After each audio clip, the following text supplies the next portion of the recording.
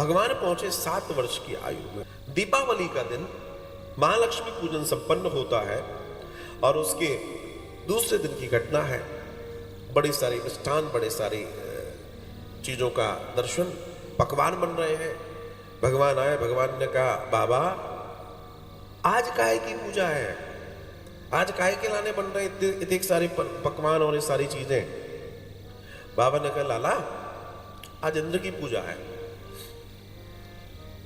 भगवान ने कहा इंद्र की पूजा? इंद्र की पूजा किस लिए? बोला इंद्र हमें वर्षा देता है, वर्षा से जल और जल से ही हमारा जीवन चलता है। हमारी गैया मैया उसी से प्रसाद पाती हैं और वही दूध के रूप में, दही के रूप में हमें मिलता है। बस पहले यही जीवन को जीने का तरीका था। भगवान ने सबको एक बड़ी गहरी सांस भरी और सबको देखा जितने लोग खड़े हैं, क्योंकि अभी तक इतने इनके ऐश्वर्य चमत्कार हो चुके हैं कि अब इन्हें कोई किसी के लिए मना नहीं करने वाला। तो भगवान कहते हैं पिताजी परिजंतो भगवान इंद्रो मेघास्तस्यात्ममूर्तयः ते विवर्षन्ति भूतानां प्रिजनं जीवदम्पयः। पिताजी हर इंसान जो जीवित है अर्थात पैदा हो रहा है वो अपने कर्म से हो रहा है। वो मरता है तो अपने कर्म से, वो जीता है तो अपने कर्म से, उसको दुख मिलता है तो अपने कर्म से, उसके जीवन में भय है तो अपने कर्म से है। अर्थात जो भी प्राप्त करता है वो अपने कर्म से प्राप्त करता है। तो हे पिताजी आपको इंद्र से डरने की जरूरत नहीं है, और अगर सिर्फ इसलिए इंद्र की पूजा कर रहे हो तो ये पूजा बेकार है। हाँ अगर आपको पूजना ही है तो आप इस गोवर्धन को पूजो।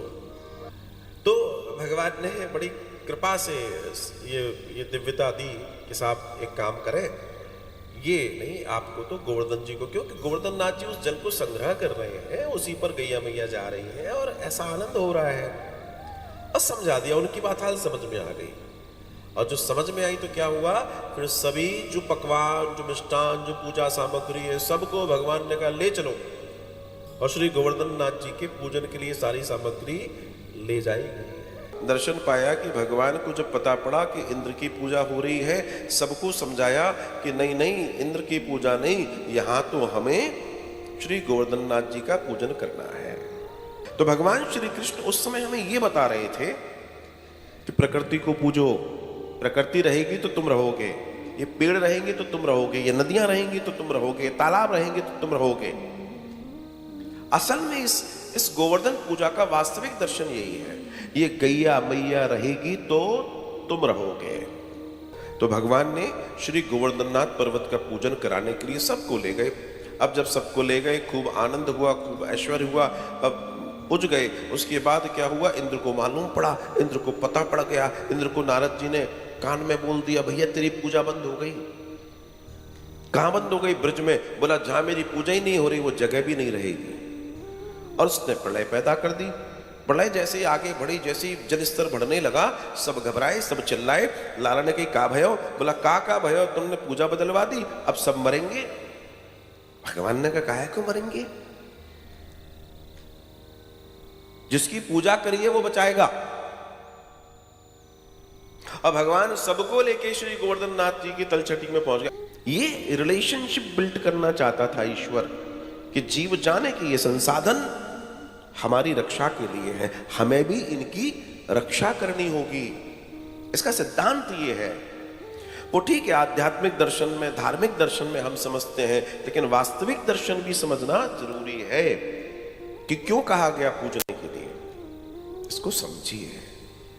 सब गए, भगवान ने अपनी लीला करी, ऐसी माया प्रकट की लोग समझ ही नहीं पाए और भगवान ने पर्वत को धारण कर लिया। पर्वत धारण हो गया महाराज। और ऐसा दिव्य दर्शन जब पर्वत धारण हुआ, सब उसकी तलछटी में आ गए, सब नीचे आ गए और 7 दिवस पर्यंत भगवान ने पर्वत को धारण किया। 7 दिवस पर्यंत, 7 दिवस तक भगवान पर्वत धारण करे रहे। और जब 7वें दिन का पर्वत धारण जब हो रहा था, तब फिर नारद जी ने कहा अरे हमसे भी गलती हो गई और तुमसे भी हो गई, गड़बड़ हो गई। बोला क्या? बोला नीचे नारायण लीला कर रहे हैं। तुमने नारायण के साथ गलती कर दी। अब तो इंद्र घबराया, ने कहा अब क्या होगा महाराज? बोला कुछ नहीं होगा, अब तो तुम्हारी जय जय हो जाएगी। इंद्र कहने लगा, अरे प्रभु आपने बड़ी कृपा करवाई है, लोगों को आप साधन देते हो, आप रास्ता बताते हो, आप मुझे कोई रास्ता बता दो, खैर जो मेरा होना है वो होगा, कुछ तो रास्ता होगा। तो कहते हैं कि भगवान नारद जी ने उनसे कहा कि तो फिर एक काम करो, एक बार जाके क्षमा मांग लो। क्षमा में बड़ी ताकत है और क्षमा वर्णन को चाहिए, वो तो सबसे बड़े हैं। विचार किया और डरते डरते इंद्र पहुंचा भगवान के निकट, जहां भगवान गोवर्धन नाथ जी को, आहा क्या बात है, कितना दिव्य दर्शन भगवान का। और फिर ये भगवान की स्तुति कर रहा है, भगवान से कह रहा है, विशुद्ध सत्वं तव धाम शांतम तपोमयं ध्वस्तरजस्तमस्कं मायामयोऽहं गुणसंप्रवाहो न विद्यते ते ग्रहणानुबन्धः। भगवान के सामने हाथ जोड़ के खड़ा है और भगवान से कहता है कि प्रभु मुझ पर कृपा करें, आप ईश्वर हैं, आप माता हैं, आप पिता हैं, आप गुरु हैं, आप अकारण करुणा वर्णालय हैं, आप शांत हैं, आप प्रेम से भरे हुए हैं, तमोगुण रजोगुण आपके अधीन है और आप ही सब पर कृपा करने वाले हैं, आप ये जगत की रचना करने वाले हैं। अनंत अनंत ब्रह्मांडों को आप अपने मन की शक्ति से प्रकट कर लेते हैं और उन्हें अपने आप में लय कर लेते हैं। हे प्रभु, मैं आपका दास, आपका पुत्र, आपकी किंकरी, मैं आपके चरणों में हूं, कृपा करके मुझे क्षमा कीजिए। मांगी क्षमा।